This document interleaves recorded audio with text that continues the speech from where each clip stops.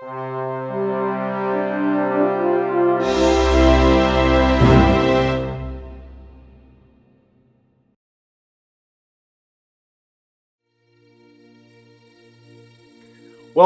to the Ad Astra podcast. Today we have with us Dr. Yael Kedar. Thank you for coming. Thank you for inviting me.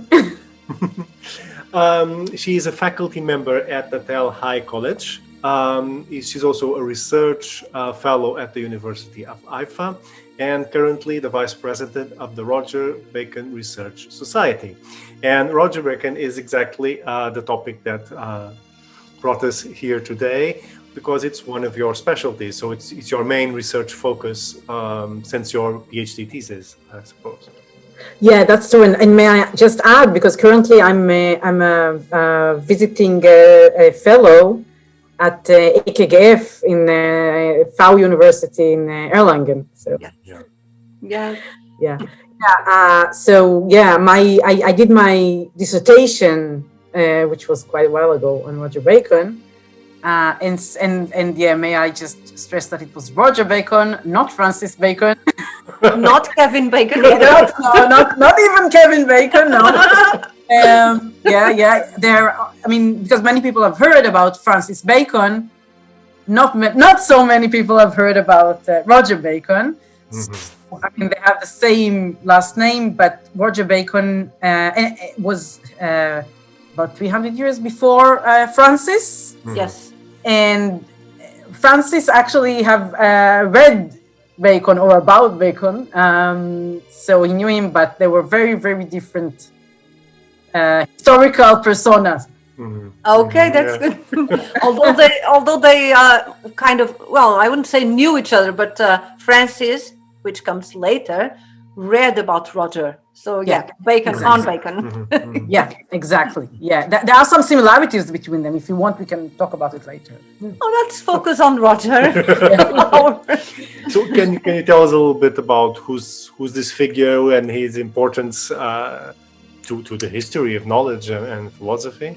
Okay, so first of all, he was a medieval author, and he was born roughly, we're not 100% sure, around 1220, maybe a bit earlier, and died apparently in 1292-93. Okay, long life, and he was from the British island by origin, but he spent a part of his career also in Paris.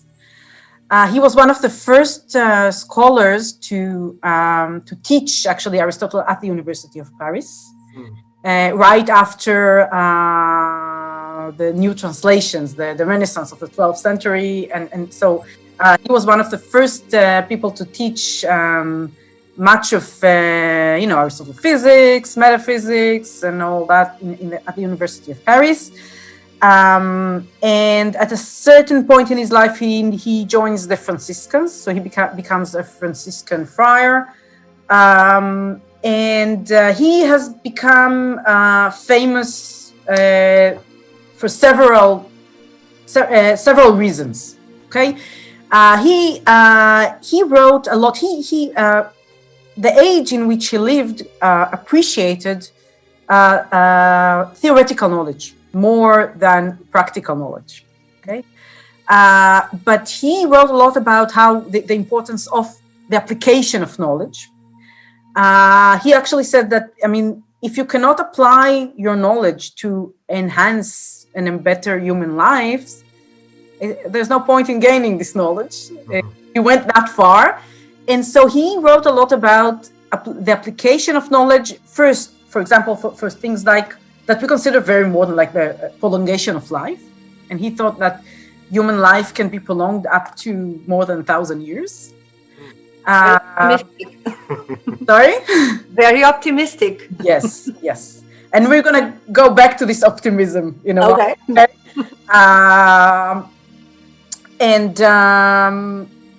He envisioned building of instruments.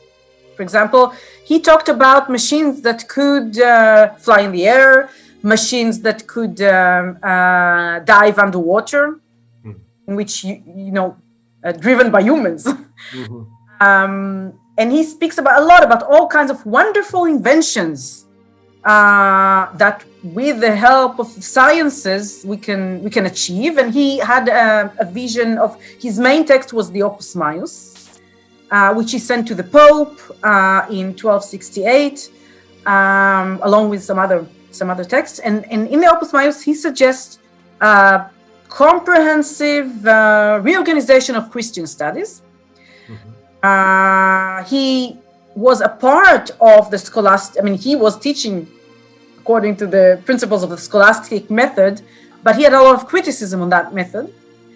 And because it was too logical, it was too far removed from daily experience, and it wasn't concerned at all with application of knowledge. So he wanted to include new sciences in the curriculum. One of them was astrology, but also alchemy, optics. He was very, very famous for, one of his greatest achievements was the transmission of the fruits of Muslim achievements in optics to the Latin world. Especially Alhazen. He read Alhazen, and he actually understood much of his geometrical optics, and he explains that in Latin. So that was one area, and he talked a lot. He wrote a lot about math, about the importance of math in investigating nature. The thing is, when he writes math, he means mostly geometry, and especially the geometrical analysis of radiation. Okay, so the radiation of light that comes from the optics, becomes sort of the archetype for all other radiations. But everything that works, every physical activity, every physical action in nature can be explained according to the geometrical principles of radiation. And he had this really famous theory called the multiplication of species. Species not in the meaning of the species and genus, not in the sense of the categories, but species as a sort of small images or icons that each active agent spreads to its surrounding, and they spread, and these species, they are the basic mechanism behind everything physical that happens, and also behind sense perception. Because when we see, we perceive species; when we hear, we perceive species; when we smell, is all done by perception of species. And the species move around in straight lines, and the strength of their action is determined by the length of the line. And so angles have very important function here. The strength of their activity can be calculated. In principle, he has a set of laws. Actually, he calls it laws of lex natura, laws of nature, that administers the activity of species. But not only, he has laws of nature, not only for the activity of species, he also speaks about the law of the gravity of water, for example. Wow. And the universal law of nature.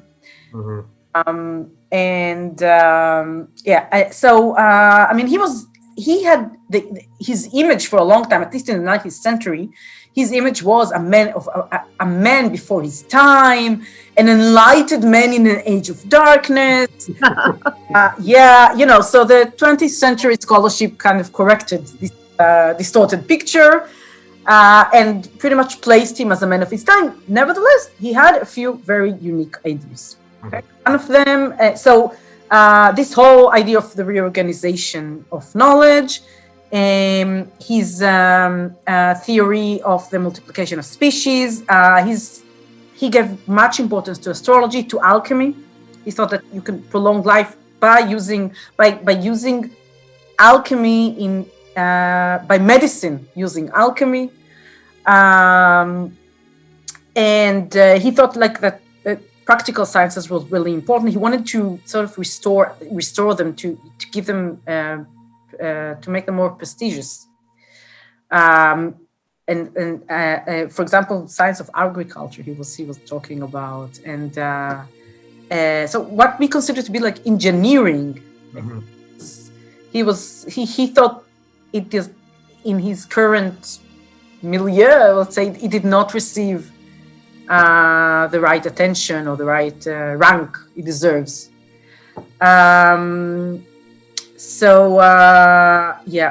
Is there anything else? I could go on. I have two questions, Yael. First of all, but I will ask both of them together, and then you will manage the questions. Uh-huh. First of all, I would ask you to give an example of species for people who are listening to this podcast, like an apple or something like that. Okay. And the other question, before you go, this is a bit of a spin-off, and so just yes or no.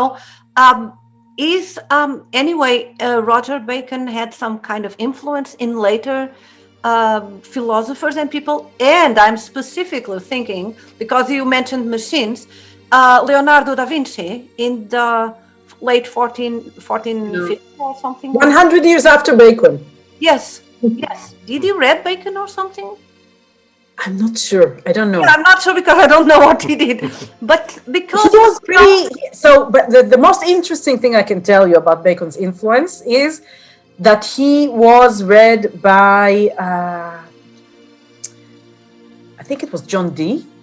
I see. And he wrote Imago Mundi. I think it was John Dee who wrote the Imago Mundi, or am I confused? Imago Mundi was Goswami de Metz. There are several Imago Mundi. There are many Imago Mundi. There are several books. Yeah, okay. I think it was John Dee. Anyway, so Bacon provides a calculation of the size of Earth, not just of the size of Earth, but also of the size of the sun.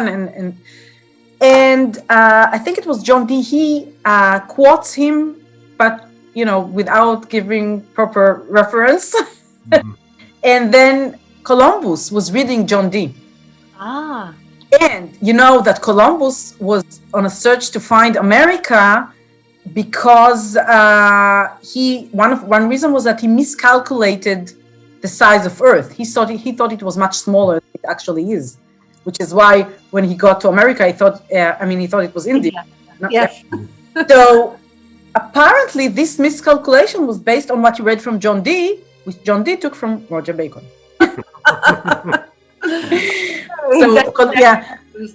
So both Columbus's mistake and incentive can be traced back, in part at least, to Roger Bacon.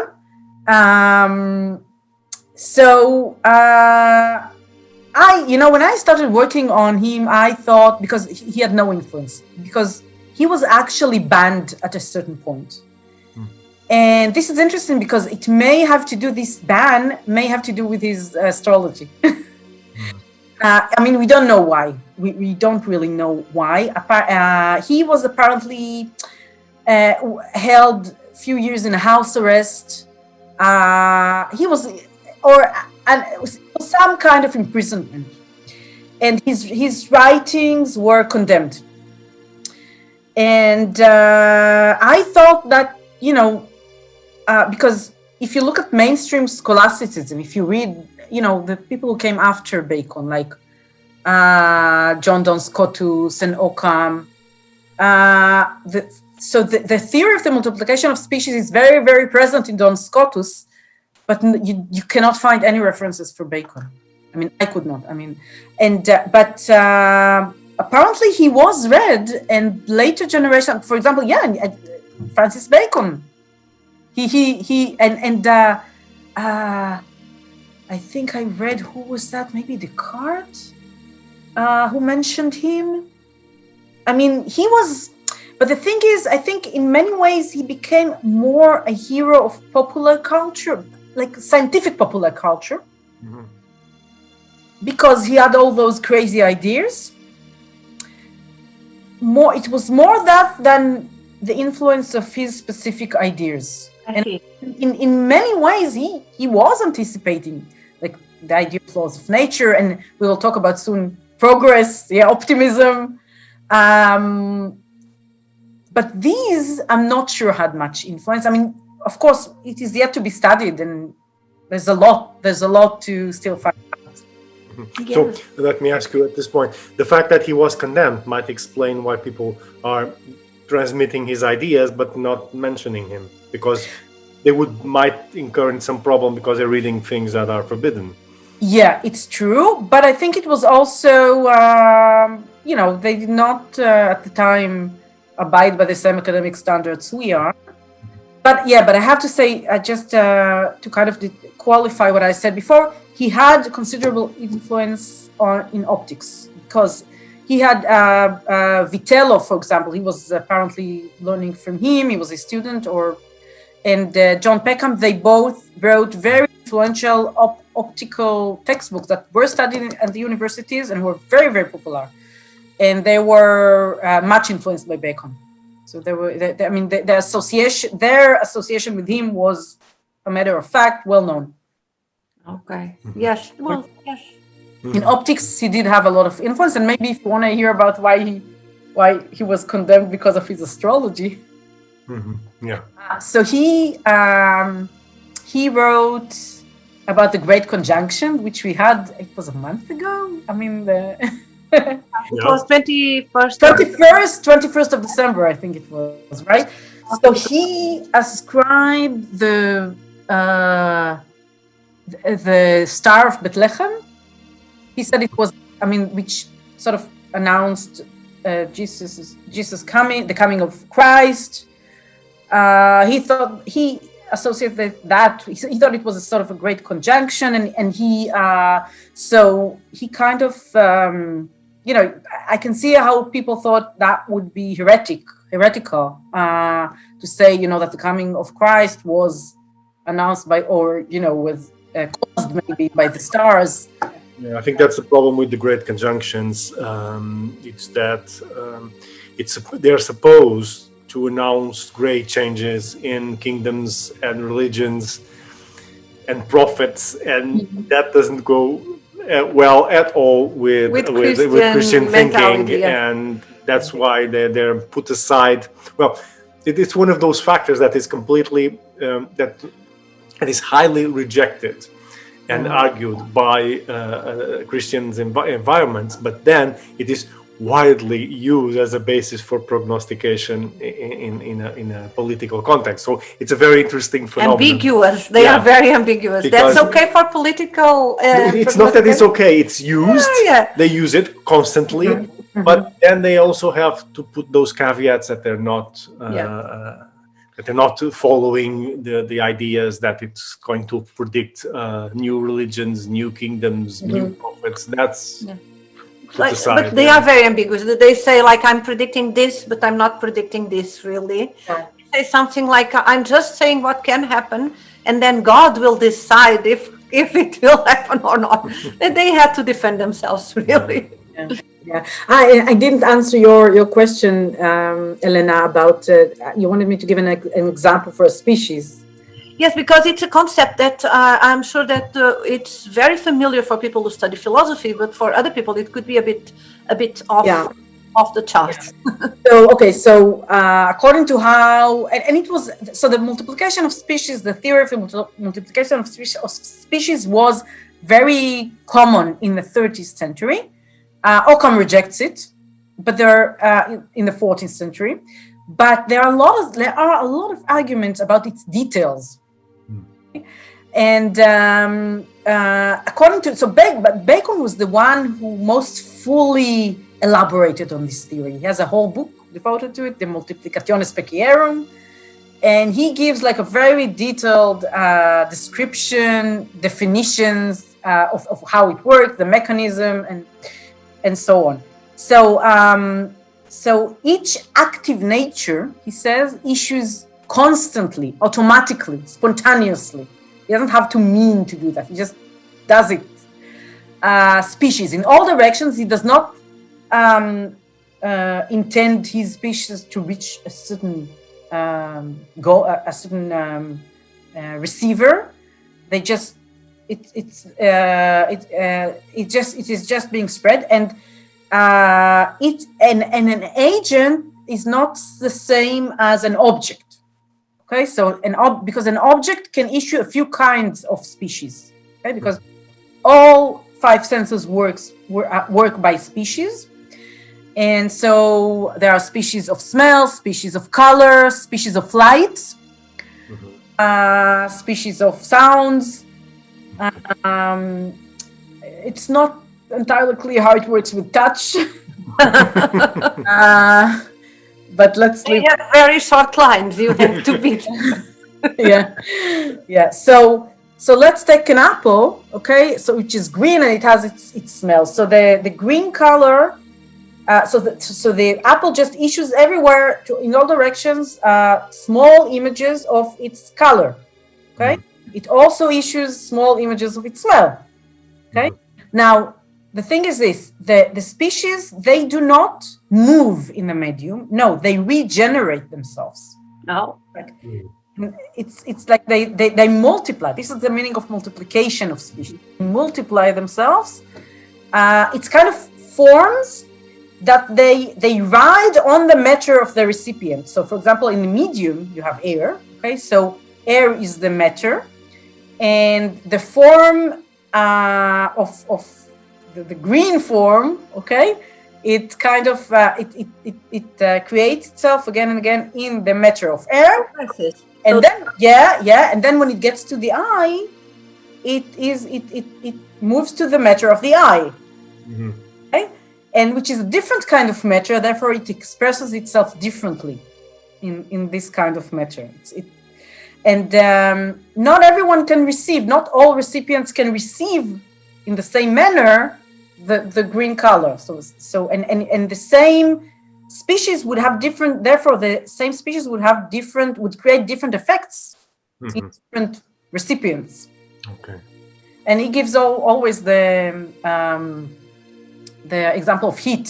So heat, that's something that belongs to the sense of touch, actually. Oh. So, the sun creates heat, right? Its species are multiplied, and in some places it would create, it would cause things to putrefy. In other places, it would cause plants to grow. Okay, it depends who is the receiver. It's a mechanism of influence of how things in the world influence one another. Well, that brings us to astrology. Yeah, exactly. How does he explain the functioning of astrology? That is one of the big questions about Bacon, isn't it? Yeah. So he actually, yes. So he combines his theory of the multiplication of species with his astrology. So he actually he thinks. I mean, for him, it is very, very obvious and very clear that the planets, they cause changes on Earth. And, that was also, he was not unique in that. Everybody. Well, it was mainstream, actually. But he gave, he had at his hands already a fully developed mechanism of how they can influence Earth. Okay. And that was through radiation, through the multiplication of species. And it is not just their light. It's, of course, their light has a lot to do with that, but of course not all planets have their own light. So it's not just the light. It's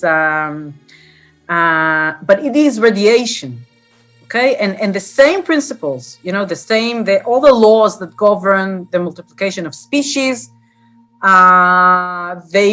they can explain how the planets influence and causes physical processes here on Earth. And one thing I mean, that's not purely astrology, but it's interesting because he had an explanation of how the moon causes the ebb and flow.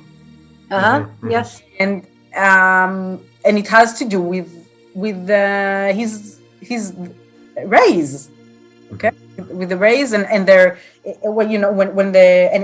and it has to do with something also with astrological principles, because he speaks about the ascension of the moon, and then his rays are stronger, and they cause and of course it has to do with the angle of the rays hit the body of water, and then they cause, when they're strong, they cause the water to swell, to rarefy, and therefore to swell. And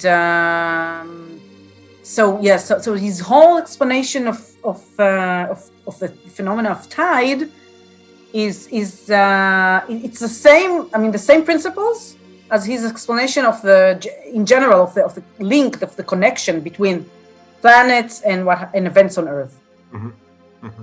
Yeah. And it's very, very comprehensive. This influence, of course, it is not just physical. It can determine also character of nations. Mm-hmm. Yes. And he read Albu Mazar. He was very influenced by Albu Mazar. In general, one thing that was, and he was criticized for that, I mean, at his time, and this may be one reason why he was condemned, he was really enthusiastic about Muslim scholarship. Oh. Yeah, he was, I know that, for example, Peter John Oliver, he really criticized him about that. He said that he was fascinated with with Arab scholarship, and that's not so good because they're not such great. They are not Christians. So but he loves to read. He didn't read Arabic, apparently. But the funny thing is, apparently he didn't know Hebrew. Oh. Yeah, he teaches Hebrew in his Opus Maius. He has a few pages where he teaches Hebrew, and there are Hebrew letters there, and he teaches how to pronounce them. He was one of the things he wanted to change in the curriculum was he thought that the translations were bad, both the translations of Aristotle and the translations of the Bible. And if you want to have a correct, accurate translation of the Bible, at least of the Old Testament, you have to know Hebrew. Mm-hmm.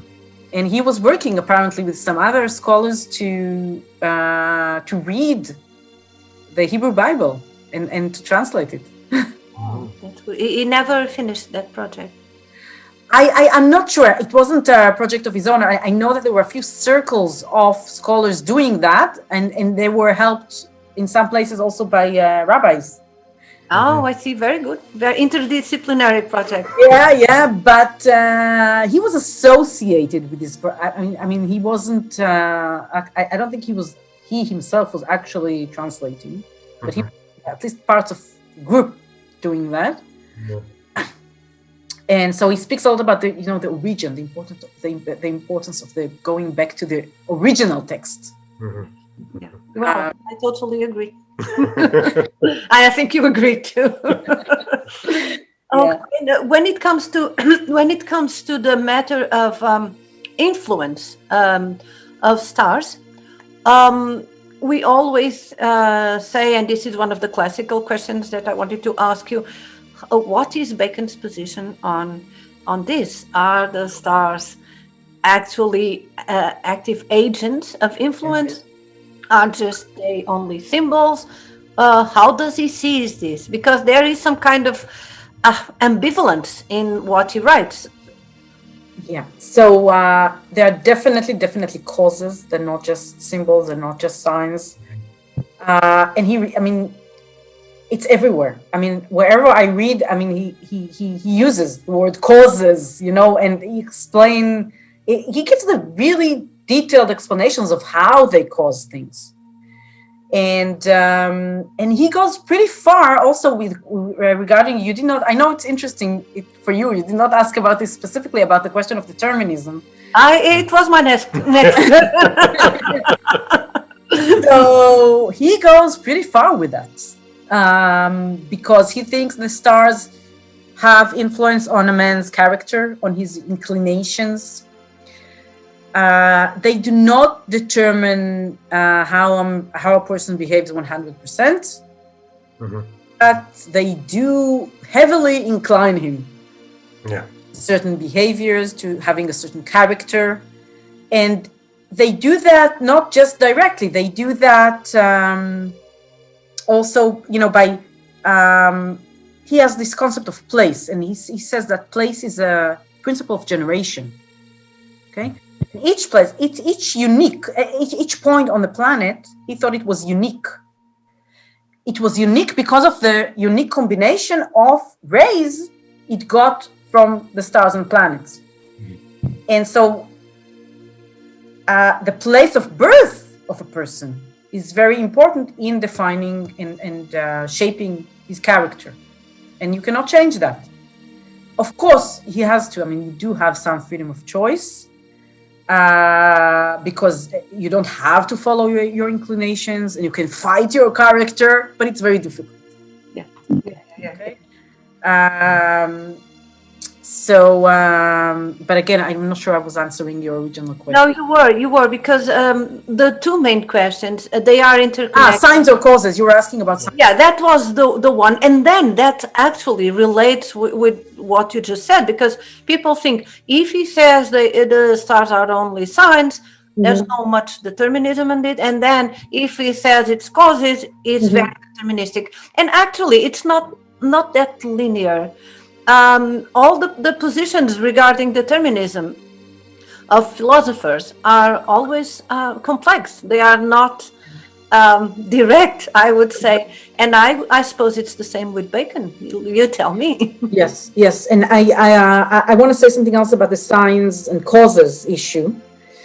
So, there's in astrology, there's the principle of co-naturality, right? A certain a planet which is more, say, hot, influences, it has a special connection with things on Earth who are hot.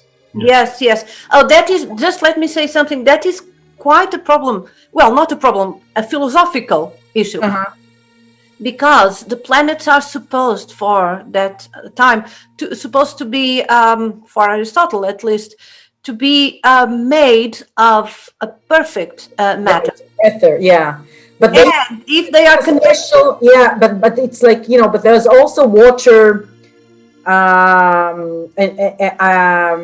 They are the element, because they speak about the elements being above the moon, but they say they're not exactly the same elements as exactly.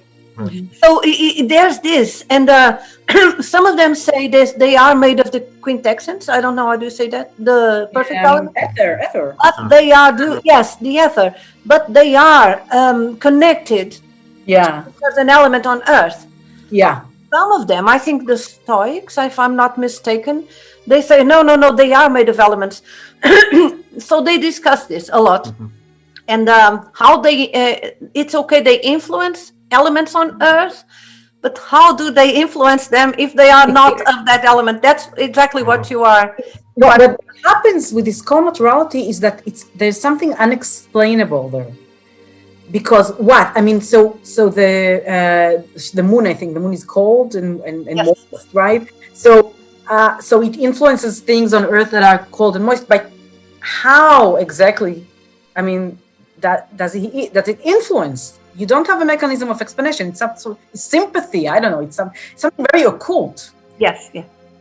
And the mechanism of the radiation and the multiplication of species is a more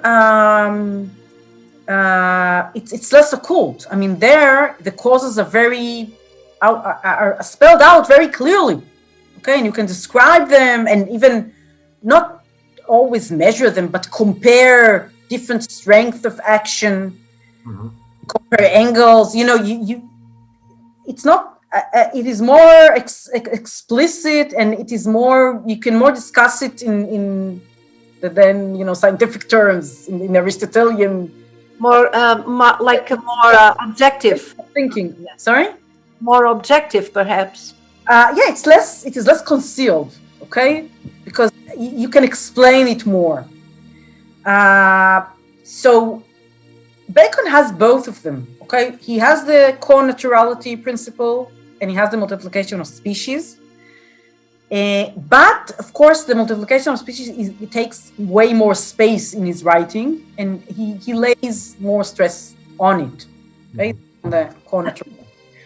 And I see in some way, I'm not entirely determined about this. I still need to think about it. I think the co-naturality is linked somehow with the planets being signs. But I also think that he takes so the stars, the planets are signs, and he takes that from Abu Mazar and maybe from other sources. I don't know. When he writes about what we call historical astrology, he specifically writes, and that's in the Opus Maius. He specifically writes that I think Mars symbolizes deceit. And there's another one I don't remember at the moment that symbolizes the reading of books. Mercury probably. Yeah, Mercury. So and of course, and he follows Abu Mazar in linking each planet with the 6 nations, with the 6 religions and their rise and downfall. But in the same book, in the Opus Maius, he also writes extensively on the mechanism of causality, of how the planets causes changes on Earth. And I think he doesn't see any tension here between the function of the planets as signs and as causes, because Bacon, one of the original theories he had was his semiotics. He had a very original and interesting division of signs, and the category of natural signs is very important in his theory, in his semiotics. And I think he could have very easily considered the planets as natural signs, and a natural sign can signify something by being similar to something else, hence co-naturality.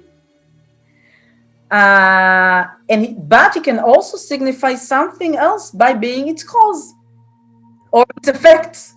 Yes. Bacon provides the example of a smoke and fire. Okay, a smoke signifies fire. Okay, even if you don't see the fire, you know it's there once you see a smoke. Okay, because there's a causal relation between the two. So, in Bacon's eyes, he can speak about the planets as signs. He can speak about them as causes. It goes well together. It fits. Yeah, that is interesting, and that is so much related to medieval mentality. They were not as prone to see contradiction as we are now. They were very much into eclectic. Yeah, eclectic is the word. Yeah, exactly. Or syncretic, if you prefer. They were not so much worried about contradiction. Now we are like, this cannot be that. For them, it could be both. Well, I do not entirely agree. I mean, I think this is a very important characteristic of Bacon. I mean, he's very eclectic. He wants to take from here and from there and to see how it fits together. But if you think about scholastic method, I mean, no, I'm not thinking about scholastic. I'm thinking about definitions, and they were really very much concerned with contradictions. Yeah. I was not thinking about that. I was thinking specifically about practitioners, medieval practitioners. From the few examples we have, they are very much like Bacon. They try different methods, apparently contradictory methods, apparently, and they just try them in practice. Actually, my PhD was about one of these astrologers. Really not concerned about contradictions. You were just experimenting all the theories in practice. I was more in that field. Of course, if you go to scholastics, it's a different thing. Because there's a gap, there's a divide between the technicians, the practitioners, and the people at the universities. So Bacon, he was not a technician at all, although he does write. He argues to have experiments with lenses, some optical, but he was mostly writing about making instrument, not making them himself. So. Yeah. You had a question? Yeah, I was wondering if this combination or this coexistence of causes and signs regarding celestial influence were not a way also to justify different types of influence. So, like we were talking, the moon is hot, it's cold and moist, so it moves water. It would explain the tides and other phenomena.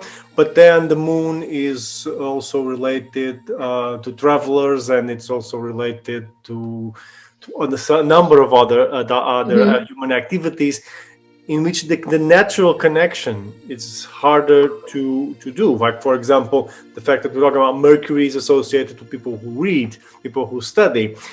So how do you make a connection there between the Mercury as a natural cause and that characteristic? So probably this going on and of signs and causes probably is a way of covering a wider range of phenomena that they are observing in their practice. And explaining a very old tradition also. It enables flexibility in your explanations. Yeah, it gives you more ways, to explain. A wider range. When I think about the moon and the tide, so Bacon raises the question, why does the moon causes the water to swell but not the earth? Oh, yeah. Because if you explain it only by radiation, then the same radiation works on earth and water, but only the water swells. So the answer is because of the co-naturality of the moon with the water. They have a special connection. So both theories work together. You needed them both, actually. Yeah. Yeah, very interesting. Yeah. I think we should think of exploring more in the future. Work Bacon and his ideas about the functioning of astrology, and I think there's more. I mean, there's so much more work to do on this. Yeah, because we can have here a very important medium of transmission of ideas and philosophical ideas behind the explanation of astrology. So these authors are key, not only Bacon, but others, but these authors are key to understand the transmission, how the ideas then travel forward in time and how they change and how they shift their perception. Yeah, exactly. I mean, I would just say that, I think they're important not just to explain what happens later, they're important because they are part of the history of science and the history of philosophy. And they're important for us to try to identify patterns of how ideas change, because, astrology changes according to the other theories you hold to, right? You apply them onto how you do astrology. Yes. There are many, so it's very dynamic. It is. And it's also part of our project, the Astro project. It has to do with this, how the ideas and the practices and the techniques, they are applied and they change or don't change throughout time. That's very much what we do. How all this interacts. Yes, how everything interacts. So, before we finish, what are your current projects, ongoing projects on your research? Okay, so I am doing two things right now that has to do with astrology, and those two things has to do with the project I'm doing in EKGF. So one has to do with the question of progress, and Lena and I had some discussions about this. Because I was wondering, because Bacon is so optimistic about the future and about the ability of humankind, to make its existence and its life better. And he says, he's very explicit about that. If you, he says to the Pope and to the readers of the Opus Maius, if you will adopt my suggestions and will develop these sciences, I suggest, I mean, human lives can be prolonged and human lives can be better, and we can have a better society, a more just society. And we can have, he even speaks about peace, sometimes even world peace. And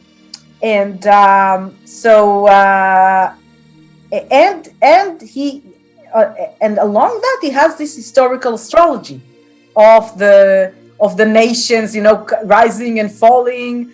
And I was wondering whether he held to a certain kind, certainly not the modern idea of progress. That's for sure not. But maybe we could identify some germs of this idea there. And Elena asked me, but doesn't he? I mean, isn't his